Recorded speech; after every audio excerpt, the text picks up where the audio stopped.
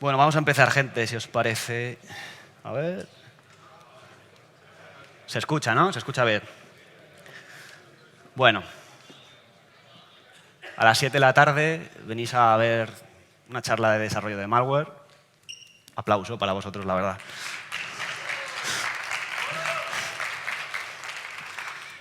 Esta mañana estaba un poco tocado de la voz de la garganta, así que bueno, vamos a ver hasta dónde llego. Yo creo que no va a haber problemas y si por lo que sea me quedo sin voz o lo que sea, pues aquí Julio, que se ha puesto en primera fila, pues sube y hace el resto de la charla, ¿no? En cualquier caso, bueno, de esta charla puede que haya sido entrada un par de cositas que os haya confundido un poco. Lo primero es el título, que es así un poco largo, ¿no? Y si no sabéis qué es eso del call stack spoofing, pues a lo mejor no tenéis muy claro a lo que habéis venido. Y lo otro que le suele confundir a la gente, normalmente, es mi nombre. Por lo que sea, ¿sabes? Tampoco lo entiendo, pero bueno.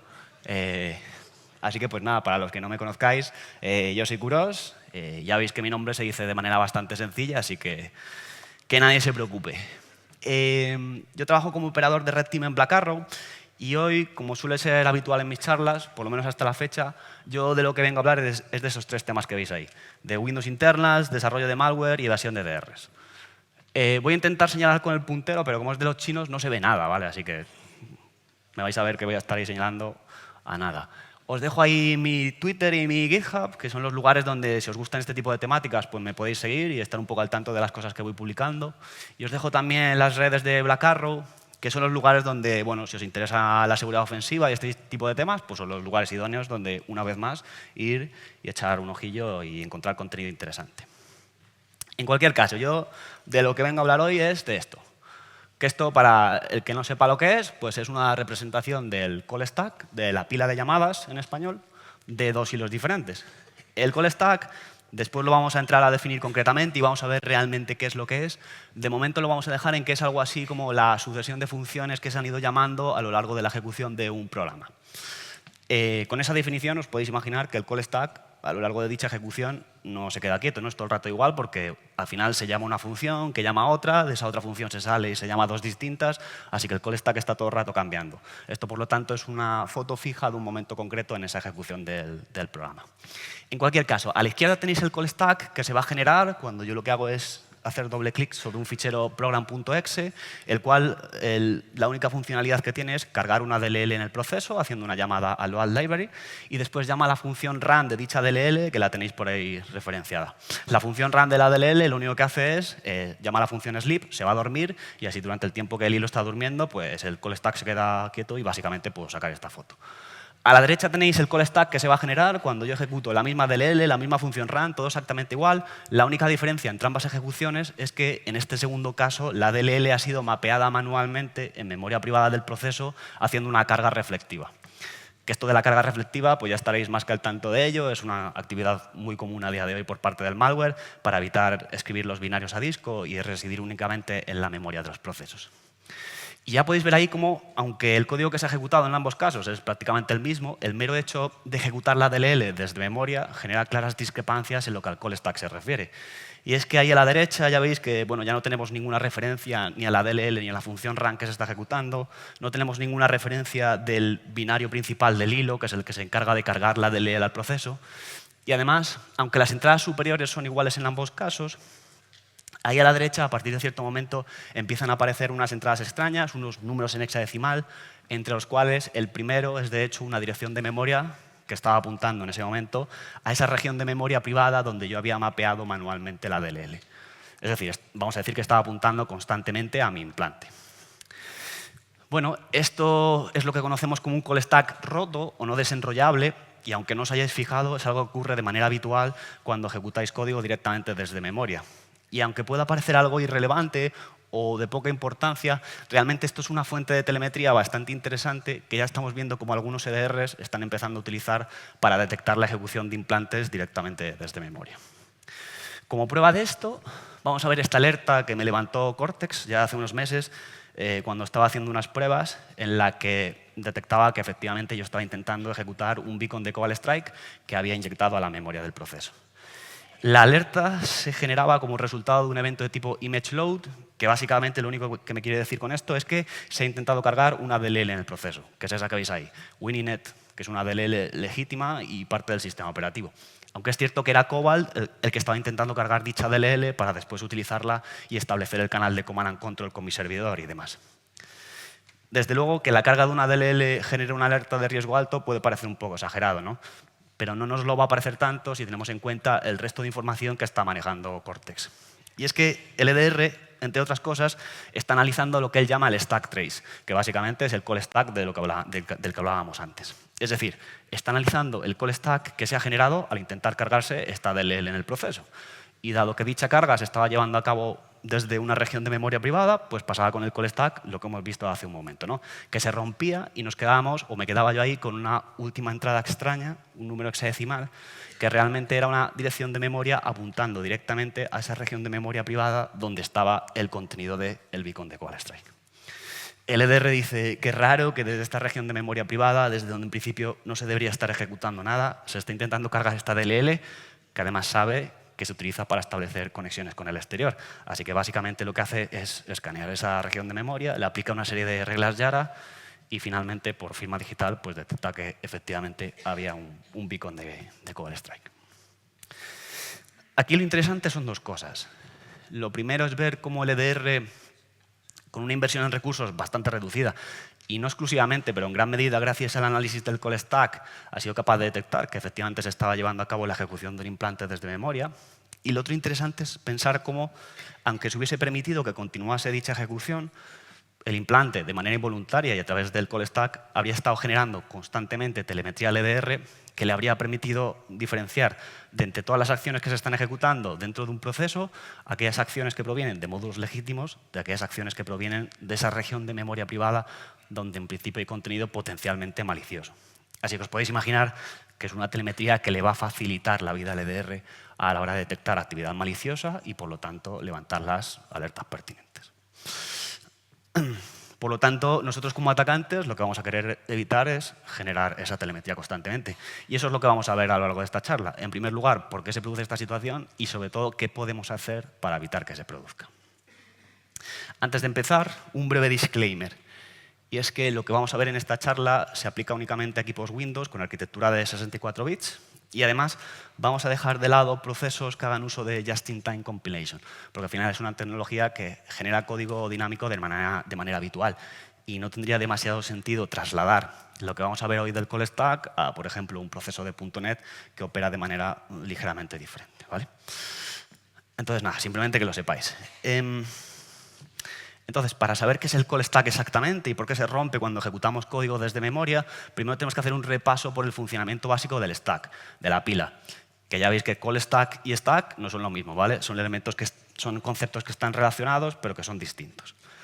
La pila o el stack, al final, es una región de memoria que todos los hilos tienen a su disposición para almacenar datos de corta duración, como pueden ser variables locales de funciones, parámetros que yo le quiera pasar a otra función, direcciones de retorno y otros datos de este estilo. En arquitectura de 64 bits tenemos que fijarnos en el registro RSP para entender el funcionamiento de la pila, dado que al final es el registro que va a marcar la cima de la pila. Es decir, va a estar apuntando al último elemento que hayamos guardado en el stack. Y yo siempre digo que el stack es una estructura que crece hacia abajo, o por lo menos esa es la representación que me vais a ver utilizar durante la charla, ¿vale? Donde vais a ver que arriba voy a colocar direcciones de memoria inferiores que van a ir creciendo según bajemos en esa representación del stack. ¿Y por qué lo digo lo de que crece hacia abajo? Porque si ahora, por ejemplo, queremos guardar el valor de un registro en el stack ejecutando una instrucción push, pues aunque realmente la pila ha crecido de tamaño, ¿no? Porque contiene más información, realmente RSP está apuntando a una dirección de memoria inferior a la que apuntaba previamente. Y de la misma manera, si queremos alojar, queremos reservar una cierta cantidad de memoria en el stack para utilizarla después, pues aunque nuevamente la pila va a crecer de tamaño, lo que tenemos que hacer es restarle esa cantidad de bytes a RSP, ¿vale? Entonces, bueno, yo me organizo así que sepáis que esta es la representación que vamos a usar. En cualquier caso, ya veis que he marcado aquí direcciones de retorno. Y es que esta es una información muy importante que se va a almacenar en el stack, dado que le va a permitir al sistema gestionar correctamente las llamadas entre funciones. ¿Qué quiero decir con esto? Pongamos el caso de una función A que en cierto momento llama a una función B. Lo que va a ocurrir es que las primeras instrucciones de la función A van a ir dirigidas a alojar, a reservar la cantidad de memoria en el stack que se va a utilizar durante el resto de la función. Y este espacio de memoria es lo que vamos a conocer como un frame. En este caso es el frame de la función A. Después la función A pues, hará sus movidas y en cierto momento llamará a la función B ejecutando una instrucción call. Y la ejecución de esa instrucción call, por debajo, lo que va a implicar es que se va a coger la dirección de memoria de la siguiente instrucción, es decir, la dirección de memoria de la instrucción a la que querremos volver cuando salgamos de la función B, y la va a colocar en la cima de la pila. Que esta dirección de memoria es lo que a partir de ahora vamos a conocer como una dirección de retorno. Después la función B empezará a ejecutarse, seguramente también alojará su frame, lo utilizará como considere, y a la hora de retornar lo que va a tener que hacer es liberar ese frame y coger esa dirección de retorno que se había colocado en la cima de la pila y meterla al registro RIP, que es lo que va a permitir que continuemos la ejecución de la función A por el lugar en el que la habíamos dejado al llamar a la función B. ¿Vale? Gracias a esa dirección de retorno sabemos a dónde tenemos que volver. Entonces, lo normal no es tener así dos funciones aisladas. En cualquier aplicación, lo normal es tener pues, una llamada, una sucesión de llamadas entre funciones más o menos grande. Lo cual lo que implica es que el stack termina adquiriendo esa forma que veis ahí, donde cada función involucrada tiene su frame, su espacio reservado en el stack, y al llamar a la siguiente función colocará una dirección de retorno a la que querrá que se vuelva. De tal manera que si extraemos esas direcciones de retorno y las ponemos todas juntas, pues básicamente lo que obtenemos es el call stack, que era lo que veíamos al principio. Esto ya nos permite entender que el call stack no es tanto la sucesión de funciones que se han ido llamando, que en parte es una información que puede estar implícita, pero realmente lo que es el conjunto de las direcciones de retorno que cada función ha ido colocando al llamar a la siguiente. ¿Vale? En esta representación del call stack, que es como lo da Process Hacker y otras herramientas del estilo, pues ya veis que cada entrada del call stack, cada dirección de retorno, la intenta traducir a la función a la que apunta, ¿no? Por eso veis el nombre de una función más un cierto offset. Pero que eso no os confunda. Lo que tenemos en el stack, las direcciones de retorno, son direcciones de memoria propiamente dichas, como tal. En cualquier caso, ¿cómo hace el EDR o el sistema operativo o cualquier aplicación para, en tiempo de ejecución, obtener el call stack? Porque ya veis que las direcciones de retorno están ahí intercaladas entre los frames de las funciones. Y se podría pensar, por la manera en la que hasta ahora he representado la pila, pues que dada la cima de la pila, si yo le voy aplicando una y otra vez un cierto offset, pues voy a ir accediendo a las posiciones en el stack donde están las direcciones de retorno. Pero evidentemente os podéis imaginar que es un poco más complejo que esto. Y es que al final los frames no tienen todos el mismo tamaño. Dependerá del uso que cada función haga del stack. Tendremos funciones que hagan un uso muy extensivo de la pila y que por lo tanto tendrán frames de tamaño muy grande y otras que serán todo lo contrario. Y por lo tanto, para poder obtener esas direcciones de retorno, lo que vamos a tener que hacer es recorrer en sentido inverso, de arriba a abajo, el stack calculando uno tras otro el tamaño de los frames de las funciones involucradas. Una vez yo sé el tamaño de un frame, puedo saltarme el frame y acceder a la dirección de retorno que está a continuación. Y así sucesivamente hasta obtener todas las direcciones de retorno, básicamente. Este recorrido del stack es lo que en inglés llaman stack walking o stack unwinding, que a lo mejor lo habéis escuchado alguna vez. Yo lo voy a llamar proceso de desenrollado de la pila, que ya sé que no queda tan guapo, pero es lo que hay, ¿vale? Entonces, ¿cómo se hace en arquitectura de 64 bits esto de calcular el tamaño del frame de una función? Pues se hace a través de una cosa que se llaman unwind codes, o códigos unwind, o códigos de desenrollado, o información de desenrollado. Lo voy a decir de todas esas maneras, ¿vale? Antes de ver qué son los unwind codes, tenemos que entender que en lo que se refiere al tamaño de la pila, las instrucciones de una función las podemos dividir en esas tres regiones que veis ahí. El prólogo, el cuerpo y el epílogo. El prólogo va a comprender aquellas instrucciones que tienen como objetivo guardar el valor de registros en el stack y después alojar, reservar la cantidad de memoria en la pila que se va a utilizar durante el resto de la función. Así que durante la ejecución del prólogo, la pila va a crecer de tamaño. Después tenemos el cuerpo, que comprende la ejecución principal de la función y que, salvo excepciones, no va a modificar el tamaño de la pila. Y por último tenemos el epílogo, cuyas instrucciones tienen como objetivo revertir los cambios del prólogo. Es decir, liberar el espacio alojado en el stack, restaurar registros y retornar. Así que durante la ejecución del epílogo, pues la pila va a decrecer de tamaño. Con esta división parece bastante claro que lo que va a determinar el tamaño del frame de una función son las acciones que ejecuten las instrucciones del prólogo, ¿no? Y efectivamente, a ese respecto lo que va a ocurrir es que en tiempo de compilación, el compilador, por cada instrucción del prólogo de una función que de alguna manera modifique el tamaño de la pila o que intervenga en ese proceso de desenrollado de la pila, le va a generar un unwind code. un identificador que a mí me va a permitir determinar a posteriori de qué manera esa función incrementaba el tamaño de la pila sin que yo tenga que ir pasear el contenido de la función para ver qué instrucciones eran y qué hacían. Nada de eso. Simplemente voy a ver un identificador y ya sabré. Esta función, en su prólogo, tenía una instrucción que al ejecutarse ha incrementado la pila de esta manera o de esta otra manera.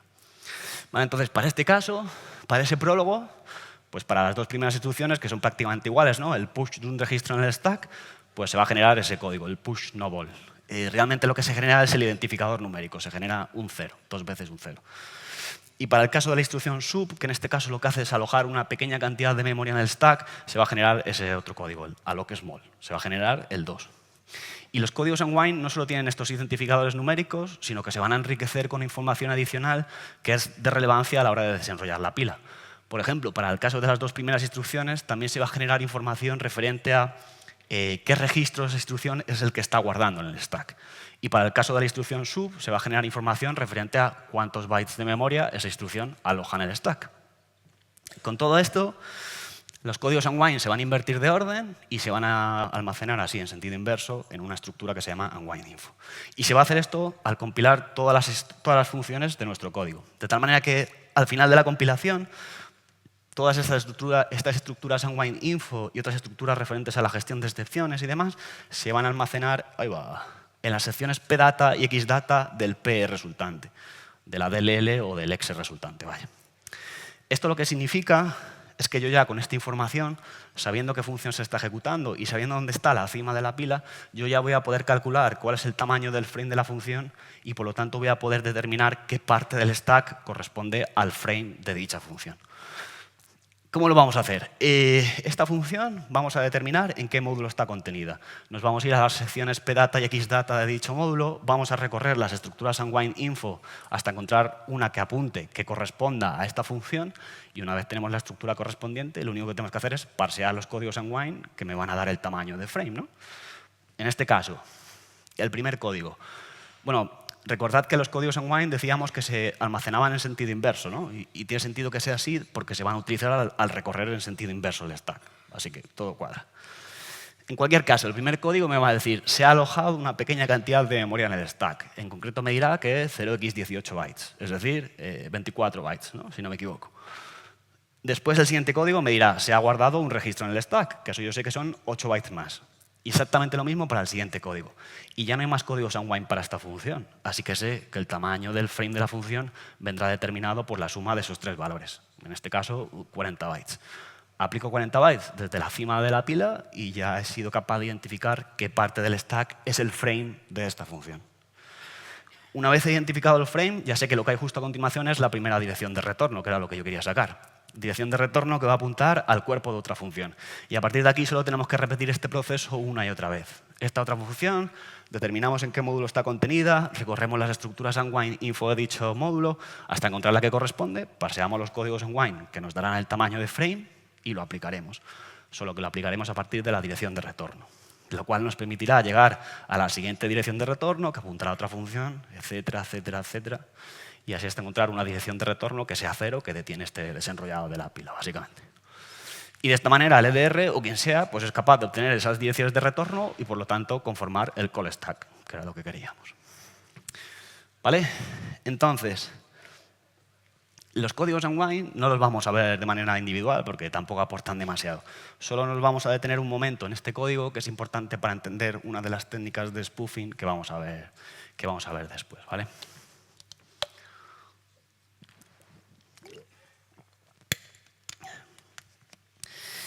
Vale, este código, el setfpreg, es el que se va a generar cuando se compile una función cuyo prólogo establezca un frame pointer.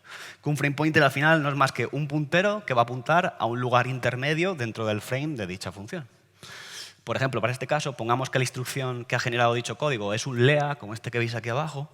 Eso significa que el prólogo de esta función establece en RBP un frame pointer apuntando pues, ahí, a una distancia, a un offset de 0x20 bytes, de 32 bytes, vaya, desde la cima de su propio frame. ¿Y por qué haría una función esto de establecer un frame pointer? Pues suele haber dos motivos principalmente.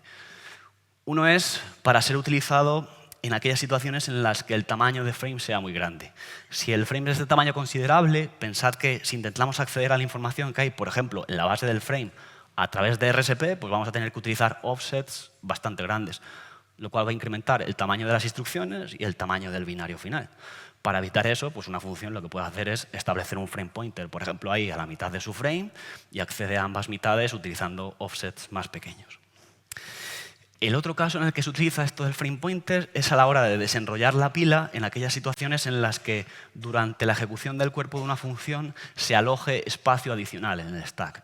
Que esto puede pasar, por ejemplo, si en vuestro código llamáis a la función malloc, que en determinadas circunstancias os va a devolver un buffer de memoria que habrá alojado en el stack. Pero ese buffer de memoria, ese espacio adicional, no forma parte del frame de la función. Y si yo ahora, por ejemplo, quiero desenrollar la pila para acceder a la primera dirección de retorno y demás, de alguna manera me lo tengo que saltar, tengo que poder ignorarlo. Y eso lo voy a hacer gracias al frame pointer. Pensemos que el EDR se quiere poner a desenrollar la pila para obtener las direcciones de retorno y tal, ¿qué es lo que va a hacer? Se va a poner a parsear los códigos unwind de esta función. Y el primer código que va a encontrar es este, el setfpreg. Y cuando encuentre ese código, antes de hacer nada con el resto de códigos en Wind, lo que va a hacer es calcular la cima real del frame a partir del frame pointer. Es decir, va a coger el frame pointer, que es el valor que está en RBP, le va a restar el offset 0x20, que se lo va a dar el código en Wind, y eso le va a permitir, como veis, calcular cuál es la cima real del frame que ya no viene marcada por RSP, debido a ese espacio adicional que ha alojado la función malloc. Una vez calcula cuál es la cima del frame, ya así parsea el resto de códigos en Wind, extrae el tamaño de frame y lo aplica. Pero lo aplica a partir del lugar donde ha calculado que está la cima del frame. Y eso le va a permitir acceder a la dirección de retorno sin que interfiera de ninguna manera en el desenrollado de la pila ese espacio adicional que ha alojado la función malloc. ¿Vale? De todo esto, yo solo quiero que os quedéis con el concepto general, porque luego vamos a ver un ejemplo práctico que yo espero que deje las cosas un poco más claras. Pero el concepto general, al final, es que al desenrollar la pila, si nos encontramos un frame pointer, antes de hacer nada, lo que vamos a hacer es calcular la cima real del frame a partir de dicho frame pointer. Se cogerá el frame pointer, se le restará el offset y se calculará la cima. Y luego ya sí se aplica el tamaño de frame y se continúa con el desenrollado de la pila. En cualquier caso, con toda esta información que tenemos ya podemos entender por qué se rompía el call stack cuando ejecutábamos código directamente desde memoria, ¿no? Y es que el EDR, cuando se ponía a desenrollar la pila, en cierto momento llegaba una dirección de retorno que había colocado el implante. Dirección de retorno que apuntaba a una región de memoria privada sobre la que no había información de desenrollado, no había códigos unwind y por lo tanto no podía calcular el tamaño del siguiente frame, no podía acceder a la siguiente dirección de retorno y se rompía el call stack. Y nos quedábamos con esta situación en la que constantemente le vamos a generar telemetría al EDR sobre el origen potencialmente malicioso de nuestras acciones. Si os fijáis en este call stack, tiene la misma forma que el call stack que analizaba Cortex cuando veíamos el tema de la alerta y demás, ¿no? Que decíamos que se quedaba ahí con una última entrada extraña, que era una dirección de memoria apuntando al implante. Pues ya entendéis por qué. Era una entrada extraña porque era una dirección de memoria apuntando a memoria privada y no se sabe qué hay en dicha memoria privada y por lo tanto no lo puede traducir al nombre de una función ni al nombre de una DLL porque no sabe qué es lo que hay. Y apunta al implante porque es una dirección de retorno que ha colocado el propio implante, ¿no? Es a donde el implante querrá que vuelva a la ejecución del programa una vez se vaya volviendo de estas funciones. Así que, pues en principio, todo cuadra. En cualquier caso, vamos a ver un par de alternativas que podemos llevar a cabo para que no se dé esta situación. ¿Vale? Creo que solo me va a dar tiempo a ver dos, pero es lo que hay. La primera alternativa es ejecutar module stomping, que probablemente ya todos estéis un poco al tanto de cómo va esto de module stomping. Al final es una técnica de inyección de shellcode en memoria cuya filosofía es, en lugar de escribir el shellcode en memoria privada, que pueden interesarnos por los motivos que sea, lo que vamos a hacer es localizar un lugar dentro del código de una DLL legítima que ya esté cargada en el proceso, en el cual vamos a sobreescribir, vamos a reemplazar el código original y en su lugar vamos a poner el contenido del shellcode. De tal manera que la ejecución del shellcode se va a llevar a cabo desde una región de memoria que en principio corresponde a una DLL y por lo tanto una región de memoria respaldada en disco, que es normalmente algo que interesa. Desde el punto de vista del call stack, lo que esto va a implicar es que cada vez que el implante ejecute una instrucción call, esas direcciones de retorno que va a ir colocando en la pila ya no van a apuntar a memoria privada, van a apuntar a una región de memoria que en principio corresponde a una DLL legítima. Así que cuando el EDR se ponga a desenrollar la pila, obtenga el call stack y tal, ninguna dirección de retorno va a ser extraña, ninguna va a apuntar a memoria privada. Todas van a apuntar a funciones contenidas dentro de módulos legítimos. Así que, desde el punto de vista del call stack, el EDR no va a haber nada malicioso. Y hasta aquí las buenas noticias. Las no tan buenas es que esto no es tan trivial de ejecutar correctamente. Y es que para que esto funcione bien, la cantidad de stack que utilice nuestro shellcode tiene que coincidir exactamente con la cantidad de stack que utilizaría el código legítimo que hemos pisado, ¿no? Y esto tiene sentido, porque pensar que cuando el EDR se ponga a desenrollar la pila, obtenga el call stack y demás, ¿qué va a ocurrir? En cierto momento va a llegar a una dirección de retorno que habrá colocado el implante. Dirección de retorno que hemos dicho que apunta a la región de memoria que corresponde a esta DLL. Así que el EDR lo que va a considerar es que se está ejecutando una función de esta DLL. Por lo que la información de desenrollado, los códigos unwind que va a utilizar para calcular el tamaño del siguiente frame y por lo tanto acceder a la siguiente dirección de retorno, son los códigos unwind que estarán contenidos en esta DLL. Así que si nuestro shellcode utiliza más o menos stack que el código original que hemos pisado, se va a producir una discrepancia. Y a partir de cierto momento, en este proceso de desenrollado de la pila, en lugar de accederse a direcciones de retorno válidas, se va a acceder a posiciones arbitrarias dentro del stack, que no sabemos qué información contendrá, pero probablemente direcciones de retorno no. Y por lo tanto, el call stack se va a romper de una manera bastante parecida a lo que ocurriría si ejecutásemos el shellcode directamente desde memoria privada. ¿Vale? Lo vamos a ver en una demo, si os parece, que yo creo que queda un poco más claro. He salido, ¿no? Vale. Bueno, a ver. Voy a hacer dos bloques de ejecución. El primero va a ser simplemente coger un shellcode que llama a la función sleep, lo voy a escribir en memoria privada y lo voy a ejecutar para que veamos en directo que efectivamente se rompe el call stack, ¿vale? Y después pasaremos a hacer module stomping para evitar esto. Nada, directamente lo voy a ejecutar. Ahora me dirá, he inyectado el shellcode por ahí. Tacatá, tacatá. Bueno, tarda un ratillo. Vale, y si la cojo Process Hacker y analizo el call stack del hilo donde se está ejecutando el shellcode, pues se rompe el call stack, ¿no? Se queda un call stack ahí raro, muy pequeñito. Bueno, ya veis que Process Hacker saca dos entradas extrañas, pero nosotros nos vamos a quedar solo con la primera porque es la única válida, ¿vale? Este es el call stack real y esa última entrada es una entrada extraña que apunta a memoria privada donde está el shellcode. No nos interesa esto, ¿vale? Así que lo que vamos a hacer es cambiar el método de ejecución y vamos a hacer módulo stomping. En concreto, lo que vamos a hacer es localizar el lugar en memoria donde está el código de la función rehanlow_key_a, que vaya nombre, de kernel base, y en su lugar lo que vamos a hacer es estompear el contenido de nuestro shellcode, ¿no? Que es este de aquí, que ya veis que es una tontería, vaya. Es un shellcode que lo único que hace es el push de 3 registros y después aloja una pequeña cantidad de memoria en el stack y por último llama a la función sleep, que se la paso yo por parámetros. Podréis decir, ¿por qué le pones estas 3 instrucciones a tu shellcode que parece que no hacen nada o nada relevante o que tenga sentido? Y tenéis razón, ¿vale? Pero tiene una razón de ser. Y es que estas 3 instrucciones, bueno, se me ha cerrado IDA, ¿vale? Lo que tiene las demos en directo lo voy a volver a hacer, no pasa nada. Estas 3 instrucciones son las 3 instrucciones que corresponden al prólogo original de la función rehanlow_key_a, ¿vale? Básicamente. Así que, si esto abre, ¿vale? Tenéis aquí la función rehanlow_key_a y las 4 instrucciones originales son exactamente las mismas que yo voy a estompear. Así que, dado que voy a estompear lo mismo que hay en la función original, pues la cantidad de stack que va a utilizar mi shellcode va a ser exactamente la misma cantidad de stack que utilizaría la función original. Así que no habrá ninguna discrepancia y si no he liado nada, pues el call stack en principio no se romperá y estará todo perfecto. No tenéis que hacer que las instrucciones de vuestro shellcode coincidan con las del prólogo de la función donde estáis estompeando. Lo único que importa es que el tamaño de frame, la cantidad de stack que utilicéis, sea igual que el de la función original. Yo lo he hecho así para que veamos después cómo, aunque las instrucciones sean prácticamente iguales, una pequeña discrepancia en la cantidad de memoria de stack que utilicemos ya va a producir que el call stack se rompa de maneras sin deseadas, ¿vale? Pero bueno, en principio vamos a hacer la ejecución bien. Es decir, vamos a estompear un shellcode que va a utilizar la misma cantidad de stack que la función original. ¿Vale? Así que si no he liado ninguna más, que podría ser, pues voilà. Conseguimos un call stack limpio porque no tiene entradas extrañas, nada apunta a memoria privada ni nada, y desenrollable. Se desenrolla por completo el stack. Sabemos que se ha desenrollado por completo porque aparecen estas 2 direcciones de retorno en el call stack. Que no siempre, pero suelen ser muy habitualmente las 2 últimas que aparecen. Así que si vemos que han aparecido, sabemos que se ha desenrollado por completo. Lo único raro de este call stack es que parece que indica que la función rehandLowKeyA en cierto momento llama a la función sleep, lo cual estoy casi seguro de que no ocurre en la realidad, solo que dado que es aquí donde hemos estompeado el shellcode, pues es desde aquí desde donde se está llevando a cabo dicha llamada, ¿no?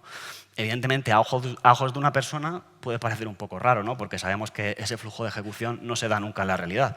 Pero el EDR no entiende de esa lógica.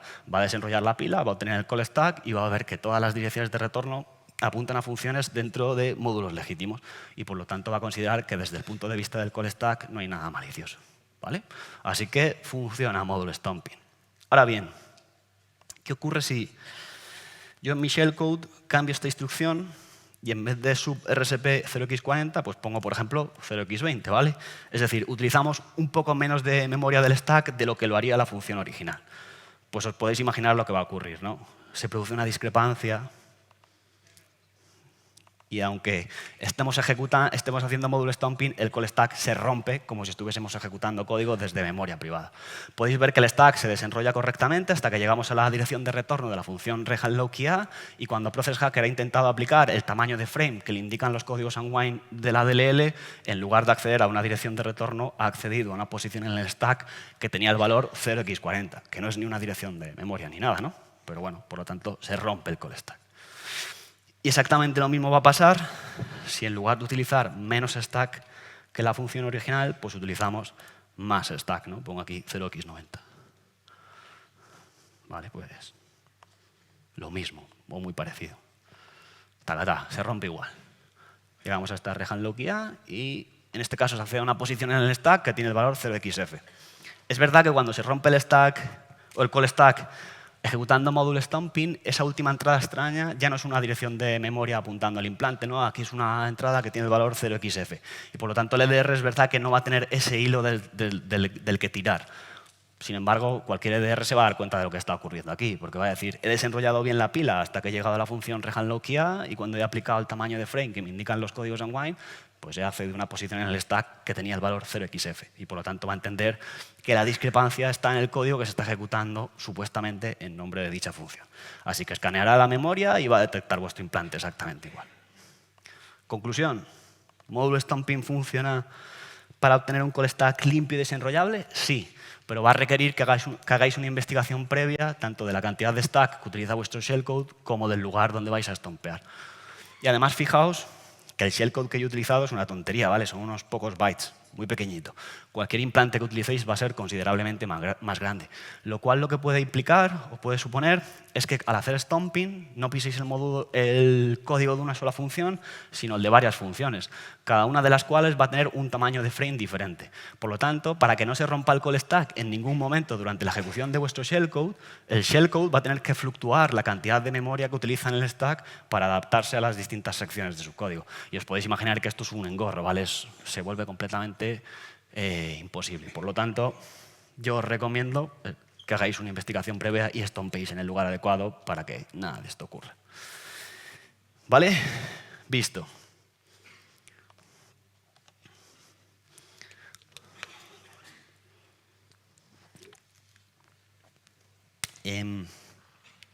Yo quería hablar también de template stomping, que es una alternativa a módulo stomping, pero para ejecutar sobre DLLs, pero no me va a dar tiempo, ¿vale? Así que, pues nada, yo os dejo aquí el enlace a mi blog y al que le interese, pues que entre allí y le podéis echar un ojo a la última entrada donde hablo de cómo funciona esta técnica y sobre todo cómo podéis llevarla a cabo con las funcionalidades que ya hay implementadas, ¿vale?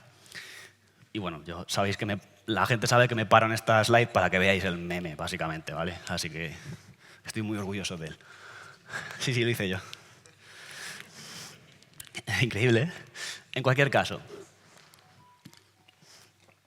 habrá situaciones en las que, por lo que sea, querremos o no nos quedará otra alternativa más que ejecutar código directamente desde memoria privada. Y para esas situaciones también necesitamos algo que nos permita cumplir estos dos objetivos que veis aquí. Es decir, ocultar entradas del call stack, direcciones de retorno que apunten a mi implante, que apunten a memoria privada y además evitar que se rompa el call stack al desenrollar la pila.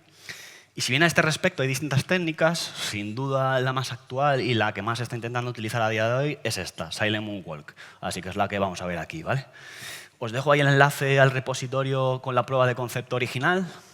así como en los perfiles de Twitter de la misma, que si os interesan los temas de seguridad ofensiva y demás, pues sobre todo centrados en Windows, es interesante que le echéis un ojo a sus perfiles.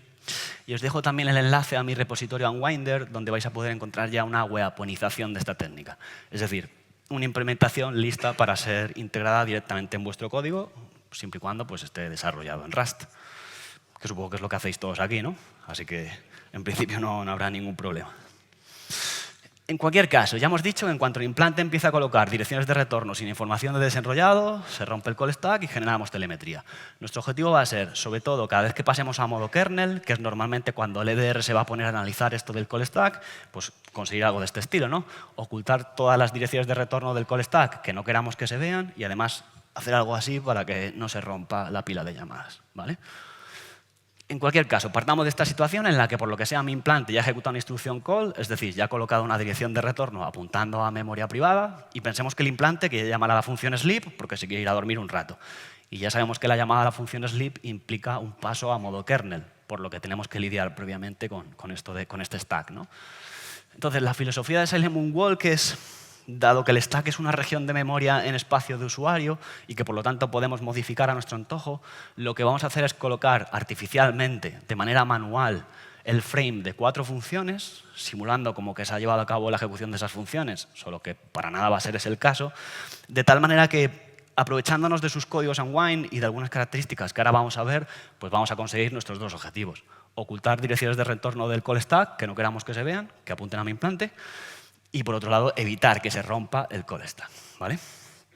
Entonces, los frames, mejor dicho, las funciones cuyos frames vamos a colocar manualmente en el stack, las tenemos que buscar dentro de DLLs legítimas que ya estén cargadas en el proceso.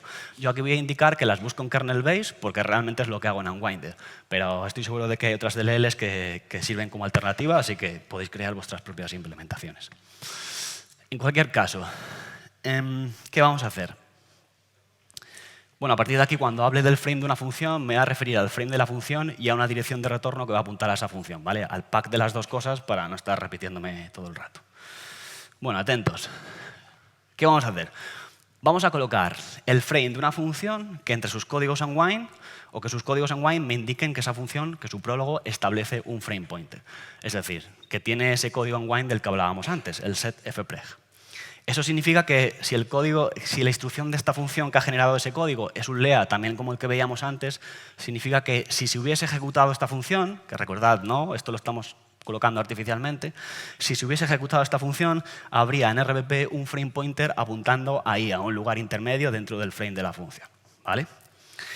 Esto lo vamos a combinar con la colocación de un segundo frame, de una segunda función, cuyos códigos unwind me van a indicar que el prólogo de esa segunda función guarda un registro o el valor de un registro en el stack, ¿vale? Y el registro que querré que esta segunda función guarde en el stack es el mismo que la función anterior utilizada como frame pointer, en este caso RBP. Pensemos que este es el prólogo de la función B. Eso significa que si se hubiese ejecutado esta función, ahí en la base de su frame habría almacenado el valor que tenía el registro RBP cuando se empezó a ejecutar dicha función B, ¿vale? Y dado que todo esto lo estamos colocando nosotros artificialmente, de manera manual, eso significa que ahí, en el lugar donde supuestamente la función B guarda el valor que tenía el registro RBP, podemos poner el valor que a nosotros nos interese. Y eso incluye cualquier dirección arbitraria dentro del stack. Lo cual lo que significa es que si colocamos la dirección de memoria del stack adecuada, vamos a conseguir que al desenrollarse la pila, vamos a conseguir falsificar el lugar al que apunta el frame pointer de la función anterior, de la función A, ¿vale? Lo vamos a ver muy claro. Pongamos que con Silent Moon Walk lo que queremos hacer es ocultar del call stack todas las direcciones de retorno que haya entre la dirección de retorno de la función A y la dirección de retorno de basethread initthunk, que ya es la primera que sí que quiero que aparezca, ¿vale? Es decir, queremos ocultar esas dos direcciones de retorno que están ahí en medio, la maliciosa y la de program.exe. ¿Qué es lo que vamos a hacer? Vamos a calcular la distancia, el offset que hay entre el lugar al que apunta el frame pointer de la función A y la base de su propio frame. Y ese offset, esa distancia, la vamos a colocar justo a continuación de esa primera dirección de retorno que ya sí que queremos que aparezca en el call stack. Al hacer eso, vamos a llegar a una dirección de memoria dentro del stack. Y esa dirección de memoria es la que vamos a ir arriba al frame de la función B y la vamos a colocar manualmente en el lugar donde supuestamente esa función guardaba el valor que tenía el registro RBP cuando supuestamente se estaba ejecutando. ¿Qué es lo que conseguimos con esto? Pues pensar que cuando el EDR se ponga a desenrollar la pila, ¿qué va a ocurrir? Arriba habrá una serie de frames, los irá desenrollando, no sé qué, pero en cierto momento llegará a la dirección de retorno de la función B. Parseará sus códigos en Wine, extraerá el tamaño de frame, lo aplicará, verá que llega a la dirección de retorno de la función A, dirá todo OK, pero dirá, vale, que además tus códigos en Wine me indican que tú almacenas ahí en la base de tu frame el valor que tenía el registro RBP. Así que me voy a acordar, RBP apuntaba aquí abajo. Y va a pasar a la siguiente función, a la función A. Y va a decir, ojo que esta función establece un frame pointer. Y acordaos de lo que hacíamos antes de nada cuando encontrábamos un frame pointer. Calculábamos la cima real del frame a partir de dicho frame pointer. Es decir, que el EDR va a hacer RBP, que es donde supuestamente está el frame pointer de la función A, menos 0x20, que es el offset. Pero yo a RBP le he hecho pensar que durante toda esta ejecución ya no estaba apuntando aquí abajo, a un lugar distinto, que es donde yo le he colocado manualmente. Así que cuando el EDR haga RBP menos 0x20, el valor de RBP que va a coger es el que yo le he suministrado. Y por lo tanto va a calcular la cima del frame de la función A en un lugar diferente de donde realmente se encuentra dicha cima del frame, ¿no? Una vez ha calculado esa supuesta cima, pues ya va a parsear el resto de códigos en Wine de la función A y los va a aplicar, pero los va a aplicar a partir del lugar donde él ha considerado que estaba la cima de dicho frame. Y dado que va a acceder a una dirección de retorno válida, a la de base-thread init-thunk, pues va a considerar que todo está bien y va a continuar con el proceso de desenrollado hacia abajo. Solo que en el transcurso, en el camino, se habrá saltado toda la información en el stack que había entre medias, lo cual incluye esas dos direcciones de retorno que yo no quería que se diesen, ¿vale? Así que a través de la falsificación del frame pointer, básicamente lo que somos capaces es de modificar el camino que seguiría el proceso de desenrollado de la pila y, por lo tanto, somos capaces de ocultar tantas entradas del call stack como queramos ocultar, vaya, básicamente. Sí, ¿no? Bueno, facilito. Seguimos. Con esto conseguimos ocultar entradas del call stack, solo que no podemos llamar directamente a la función sleep porque pensad que cuando se salga de la función sleep se van a intentar ejecutar estas dos funciones también, cuyos frames hemos colocado ahí artificialmente y cuyas direcciones de retorno apuntan a un lugar arbitrario dentro de la función. Así que si intentamos continuar por ahí la ejecución va a crashear todo. Así que lo que tenemos que hacer es desincronizar el proceso de desenrollado de la pila con la ejecución real del programa que tiene que ir por un camino diferente, ¿vale? Y esta desincronización la vamos a conseguir con un job de toda la vida, ¿vale? Es decir, vamos a colocar el frame de una tercera función que entre sus instrucciones tenga una instrucción jump sobre el valor de un registro no volátil, que en este caso yo he usado RBX, pero valdría cualquier otro registro no volátil, ¿vale? Y la dirección de memoria de dicha instrucción jump es la que yo voy a colocar como dirección de retorno para esta función C. Por último, vamos a colocar un último frame, que no voy a entrar demasiado en detalle sobre él, me va a permitir respetar el calling convention, pasarle parámetros a la función final y demás. Lo único a tener en cuenta es que como dirección de retorno vamos a poner un rob gadget, es decir, vamos a apuntar al epílogo de la función. De tal manera que, aunque sí que se van a ejecutar instrucciones de la función D, son aquellas instrucciones cuyo objetivo es básicamente liberar ese espacio de memoria, el frame de la función D, que yo lo he colocado ahí artificialmente. Por lo tanto, no solo no va a crashear nada, sino que eso va a permitir que se llegue a la siguiente dirección de retorno, la de la función C, que es ese jump RBX, que es el que a mí me interesa, ¿vale? Con esto estaríamos ya casi listos para saltar a sleep, solo que antes tenemos que hacer que RBX apunte a una función bajo nuestro control, que yo he llamado restore. Y ya está, ¿vale? Con esto lo que conseguimos es esta dualidad, en la que gracias a esos dos primeros frames y a la falsificación del frame pointer somos capaces de ocultar del call stack tantas entradas, tantas direcciones de retorno como nosotros queramos. Aquí han sido 2, podrían ser 15. Y además no se rompe el call stack porque en ningún momento analizamos ninguna dirección de retorno que no tenga información de desenrollado. Todas esas direcciones de retorno las ocultamos. Sin embargo, la ejecución real del programa no sigue ese camino, dado que según se vaya retornando de las funciones, en cierto momento caeremos en la dirección de retorno de la función C, que os recuerdo que era ese jump RBX. Así que se va a saltar a mi función restore y mi función restore se va a encargar de eliminar el resto de frames que ya no me interesaban, restaurar registros y, por último, devolverle el control al implante por el lugar en el que lo había dejado. Y así puede continuar con su ejecución como si aquí no hubiese ocurrido absolutamente nada, ¿vale? Y de esta manera pues, conseguimos un call stack limpio y desenrollable cada vez que pasemos al modo kernel, porque esto lo podemos repetir tantas veces como nos interese. ¿Vale? Así que si os parece, vemos una demo y que seguro que queda todo mucho más claro, ¿eh? A ver, tengo aquí una DLL que exporta dos funciones que en un alarde de originalidad las llamé run mal y run bien.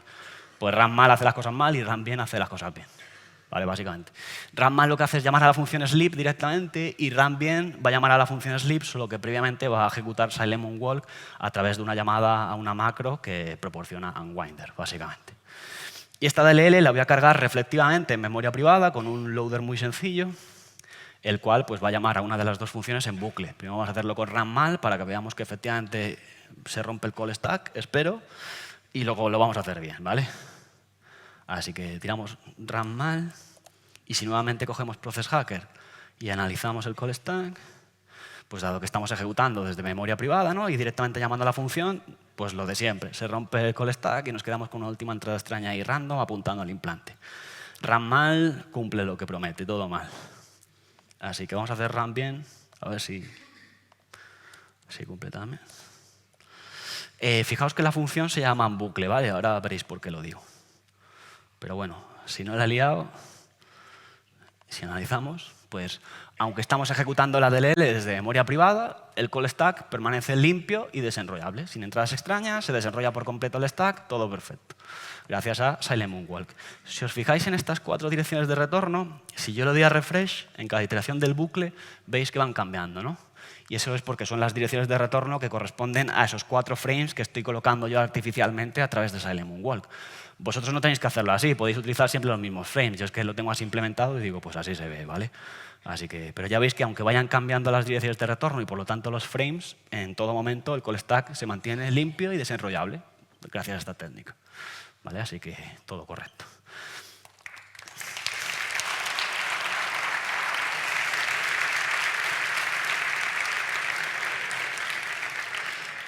Con la implementación en Unwinder también podéis ejecutar indirect syscalls a través de SilencMoonWalk y además hay otra técnica que se llama stack replacement que también hace uso de los códigos Unwind para obtener un call stack limpio y desenrollable, ¿vale? Así que os animo a probarla porque está en fase experimental y seguro haya bugs y se rompa por todas partes, así que me lo podéis reportar y yo intento arreglarlo, ¿vale? Básicamente. Ya como conclusión, bueno, tal y tal.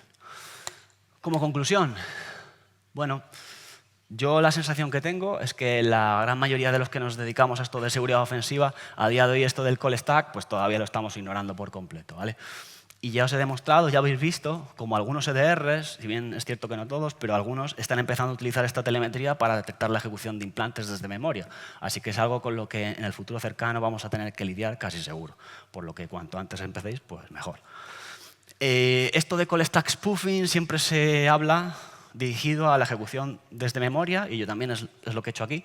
Sin embargo, creo que puede haber situaciones en las que, incluso ejecutando desde disco, nos puede interesar spoofear el call stack, para evitar que, por ejemplo, el EDR vea que ciertas acciones del proceso se están llevando a cabo o se están originando desde esa DLL vuestra que está sin firmar y que habéis ailoadeado en el proceso, a lo mejor de una manera un tanto extraña. Lo que podéis hacer es spoofear el call stack y hacerle pensar que esas acciones provienen de un módulo legítimo y a lo mejor cuela, ¿vale? Y por otro lado, todas las técnicas que hemos visto y también las que no, me refiero a module stomping, template stomping, SilencMoonWalk, stack replacement, pues todas ellas hay maneras tanto de detectarlas como de prevenirlas. Para el caso de los stomping, una manera de detectarlo es buscar discrepancias del contenido de las DLLs en disco y el contenido de las DLLs en la memoria de los procesos, ¿no? Si hay una discrepancia muy grande, sobre todo en lo que se refiere a la parte ejecutable de una DLL, pues probablemente implique que hay código ilegítimo ahí estompeado. Y para el caso de SilencMoonWalk o Stack Replacement, que son técnicas que se basan en la modificación ilegítima del stack para conseguir su objetivo, pues una medida de protección muy potente a día de hoy es el CET, ¿vale? Porque con esto del Shadow Stack, con el stack a nivel de hardware y demás, no voy a decir que se imposibilite del todo llevar a cabo estas técnicas, pero desde luego se complica exponencialmente, ¿vale? Y por lo tanto, a día de hoy yo considero que es una medida de protección bastante poderosa. Aunque esto del CDT yo por lo menos no lo he visto habilitado en ningún entorno de producción, pero bueno, está ahí disponible, ¿vale? Y nada, pues ya estaría. Ya os dejo en paz, a vuestra disposición para cualquier pregunta aquí o después cuando me veáis por ahí y para cualquier cosilla, ¿vale? Gracias.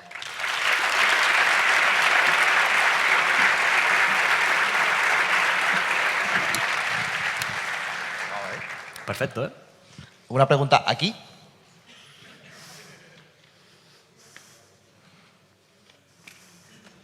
¿Dónde? ¿Arriba? ¿En serio?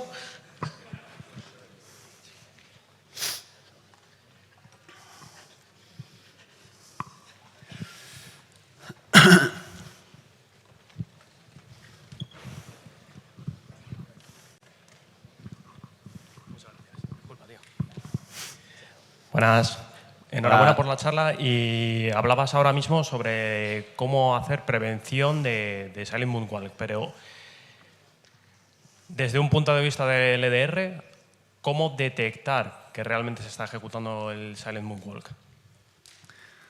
A ver, desde el punto de vista del EDR es algo que tendrán que implementar los desarrolladores de EDRs, a menos que te permitan hacer queries muy concretas sobre el contenido de la memoria de los procesos, que eso dependerá de la solución, ¿no? Pero una cosa que se puede hacer, y es una cosa que proponían los autores de la técnica, es buscar en el call stack direcciones de retorno que apunten a instrucciones que no estén precedidas por una instrucción call. Si no ha habido una instrucción call previamente, no puede haber una dirección de retorno apuntando a la siguiente instrucción. Y eso sería una manera bastante sencilla, vamos a decir entre comillas, de detectar esta técnica, por ejemplo. Otra manera que podrías detectarlo es buscar direcciones de retorno que apunten directamente a una instrucción jump, por lo que decíamos del job, ¿no? Eso no es algo normal, no suele ocurrir eso. Por lo tanto, si hay una dirección de retorno que apunte directamente a una instrucción jump incondicional, pues probablemente signifique que ahí se ha producido algún tipo de implementación de esta técnica o alguna variante. Sí, genial. Alternativas. ¿Alguna más? Venga, atreveros. Nada, no hace falta, no os preocupéis. Me podéis preguntar Un fuerte después. aplauso. Gracias.